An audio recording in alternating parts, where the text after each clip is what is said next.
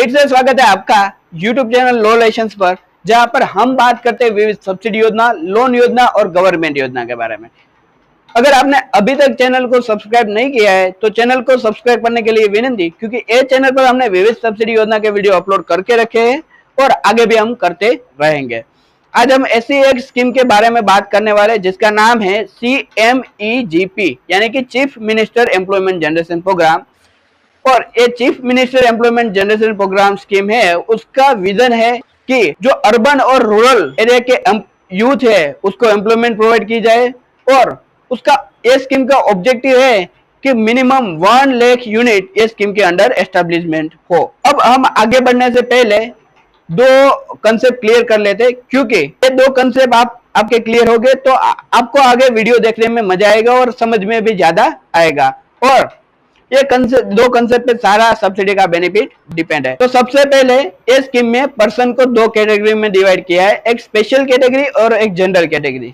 Special category में कौन आता है? स्पेशल कैटेगरी में SC/ST कास्ट के लोगों, लेडीज हो या जेंट्स हो। दूसरी वुमन एंटरप्रेन्योर, चाहे किसी भी कास्ट की हो, जनरल की हो या SC/ST की। और तीसरा है हैंडीकैप पर्सन। और भी लोग स्पेशल कैटेगरी में आते हैं, लेकिन ये मेनली कवर होते हैं। दूसरा है जनरल कैटेगरी। जनरल कैटेगरी में कौन कौन लोग आते हैं? जनरल कैटेगरी में वो लोग जो स्पेशल कैटेगरी में नहीं आते, वो सब जनरल कैटेगरी में आ जाते हैं। अब इस स्कीम में दूसरा कंसेप्ट ये है कि एरिया को दो टाइप में डिवाइड किया है, यानी कि 2 टाइप में डिवाइड किया है। फर्स्ट है अर्बन एरिया, दूसरा है रूरल एरिया। अब अर्बन एरिया किसको कहेंगे? अर्बन एरिया यानी कि जिस एरिया में 20,000 से ज्यादा पॉपुलेशन है वो अर्बन एरिया माना जाएगा।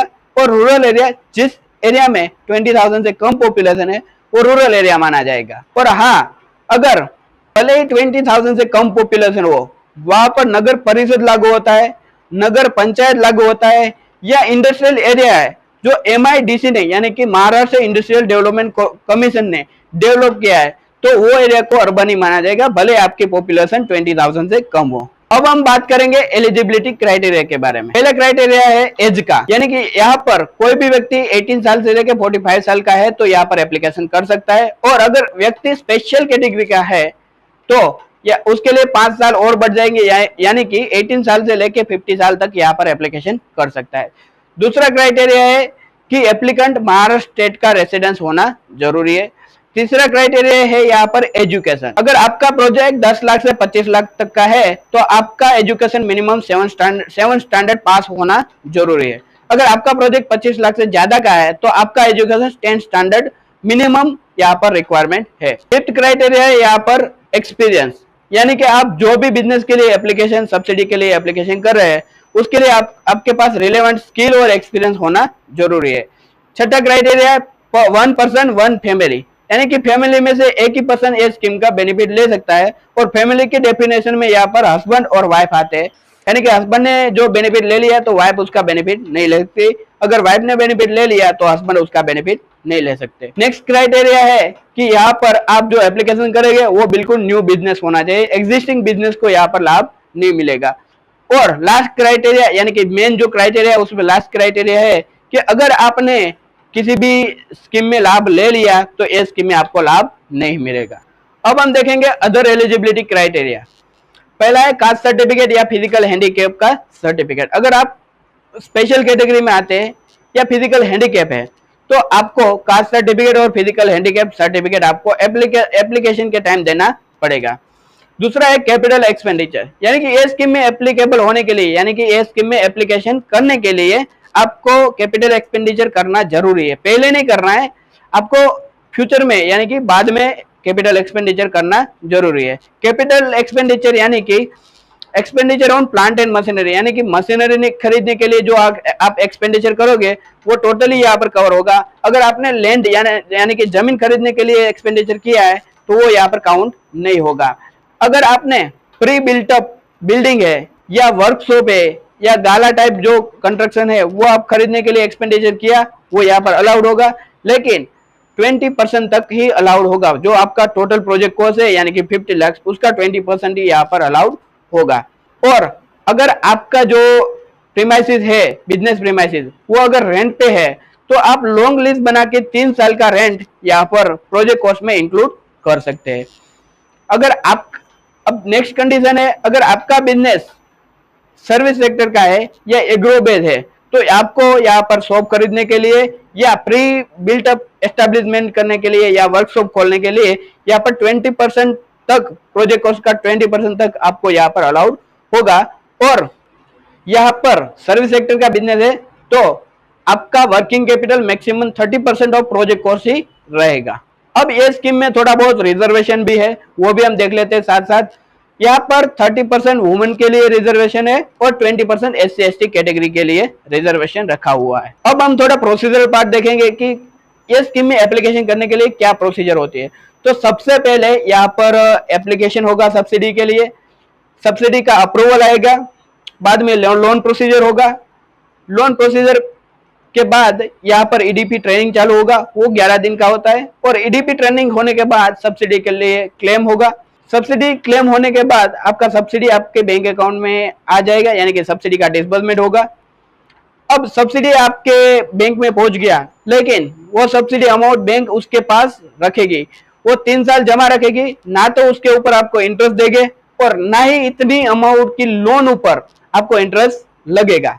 और 3 साल कंप्लीट होने के बाद ये अमाउंट आपके लोन अकाउंट में क्रेडिट किया जाएगा और यहाँ पर प्रोसीजर पार्ट खत्म होता है। अब हम देखेंगे, हमने प्रोसीजरल पार्ट देख लिया, अब हम बात करेंगे बैंक फाइनेंस की कंडीशन जो ये स्कीम में रखी गई है। CMEGP और PMEGP almost same procedural part है, लेकिन जो मेजर चेंजेस दोनों स्कीम में है वो बैंक फाइनेंस, वो भी 2022 से CMEGP स्कीम में लाया गया है। बैंक फाइनेंस में CMEGP में special category, general category, urban area और रूरल एरिया के हिसाब से यहाँ पर डिवाइड कर दिया है। अगर व्यक्ति स्पेशल कैटेगरी में फॉल होता है, उसका यूनिट अर्बन एरिया में है तो उसको 70% फाइनेंस मिलेगा। अगर उसका यूनिट रूरल एरिया में है तो उसको 60% फाइनेंस मिलेगा। अगर व्यक्ति जनरल कैटेगरी में फॉल होता है, उसका यूनिट अर्बन एरिया में है तो उसको 75% फाइनेंस मिलेगा। अगर उसका यूनिट रूरल एरिया में है तो उसको 65% फाइनेंस मिलेगा। अब फाइनेंस में कैपिटल एक्सपेंडिचर के लिए आपको फाइनेंस मिलेगा, उसमें आपको टर्म लोन मिलेगा और आपने वर्किंग कैपिटल के लिए रिक्वायरमेंट रखी है तो वर्किंग कैपिटल के स्वरूप में आपको यहाँ पर कैश क्रेडिट मिलेगा। लेकिन वर्किंग कैपिटल का यहाँ पर एक इंपॉर्टेंट कंडीशन है, आपका वर्किंग कैपिटल 3 साल में 100% यूटिलाइज हो जाना चाहिए। अगर 3 साल में आपका 75% से कम यूटिलाइज हुआ है तो उसके हिसाब से आपका प्रोजेक्ट कॉस्ट रिड्यूस किया जाएगा और जो प्रोजेक्ट कॉस्ट रिड्यूस किया है उसके हिसाब से आपको सब्सिडी मिलेगी, बाकी की सब्सिडी रिटर्न हो जाएगी।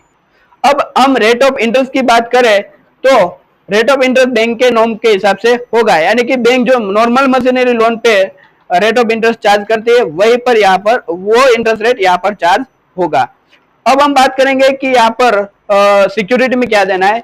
सिक्योरिटी में आप जो भी दो, यानी कि कोई भी कोलेटरल सिक्योरिटी आप देते हो, घर हो, फैक्ट्री हो, कुछ भी, लेकिन यहाँ पर CGT MSE में कवर करना लोन को खूब आवश्यक है या कंपलसरी है। और लास्ट में हम बात कर लेते हैं टेन्योर की। टेन्योर यानी कि लोन पीरियड कितना रहेगा।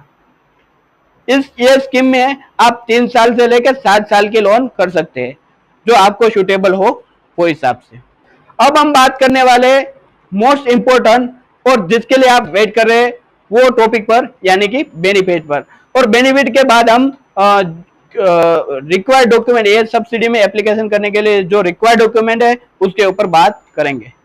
अब हम बात करेंगे मोस्ट इंपोर्टेंट टॉपिक के बारे में, और टॉपिक जिसका आप इंतजार कर रहे हैं, यानी कि बेनिफिट के बारे में। बेनिफिट के बारे में बात करने के बाद हम बात करेंगे डॉक्यूमेंट लिस्ट के बारे में, यानी कि ये स्कीम में एप्लीकेशन करने के लिए कौन कौन से डॉक्यूमेंट की आवश्यकता होती है। बेनिफिट देखें तो अगर व्यक्ति स्पेशल कैटेगरी में फॉल होता है और व्यक्ति का यूनिट अर्बन एरिया में है तो उसको 25% सब्सिडी मिलेगा। अगर रूरल एरिया में है तो 35% सब्सिडी मिलेगा। अगर व्यक्ति जनरल कैटेगरी में फॉल होता है और उसका जो प्रोजेक्ट है वो अर्बन एरिया में है तो 15% सब्सिडी मिलेगा। और अगर उसका यूनिट रूरल एरिया में है तो 25% सब्सिडी मिलेगा। अगर आपका यूनिट और आपका प्रोजेक्ट मैन्युफैक्चरिंग सेक्टर का है तो यहाँ पर मैक्सिमम लिमिट रहेगी 50 लाख की। और अगर आपका यूनिट सर्विस बेस्ड है या एग्रो बेस्ड इंडस्ट्री है या agro based primary processing unit है या ई व्हीकल का कोई आपका बिजनेस है, तो यहाँ पर आपके लिए लिमिट रहेगी 20 लाख। अब हम बात करेंगे रिक्वायर्ड डॉक्यूमेंट के बारे में, यानी कि ये स्कीम में एप्लीकेशन करने के लिए आपको कौन से डॉक्यूमेंट की आवश्यकता है। पहला है पासपोर्ट साइज फोटो, दूसरा है आधार कार्ड पैन कार्ड, तीसरा है डोमिसाइल सर्टिफिकेट, बर्थ सर्टिफिकेट या स्कूल लिविंग सर्टिफिकेट, चौथा है एजुकेशन सर्टिफिकेट, पांचवा है प्रोजेक्ट रिपोर्ट, छठा है अंडरटेकिंग फॉर्म जो आपको साइट पे ही मिल जाएगा, और छठा है कास्ट सर्टिफिकेट या फिजिकल हैंडीकैप का सर्टिफिकेट अगर जो आपको लागू होता है तो। ये होगा डॉक्यूमेंट रिक्वायरमेंट और होप, और यहाँ पर हमारी वीडियो खत्म होती है। ये था पूरा इंफॉर्मेशन अबाउट CMEGP स्कीम। अगर आप ये CMEGP स्कीम में बेनिफिट लेना चाहते हो तो एक्सपर्ट का कांटेक्ट कर सकते हो, और एक्सपर्ट का कांटेक्ट नंबर है 6351561512। और अगर आपको कोई क्वेश्चन है, डाउट है, तो आप कमेंट सेक्शन में जाके पूछ सकते हो, और आपका क्वेश्चन और डाउट हिंदी और इंग्लिश लैंग्वेज में होना जरूरी है। तो आज के लिए इतना ही, फिर मिलेंगे दूसरे वीडियो के साथ। जय हिंद।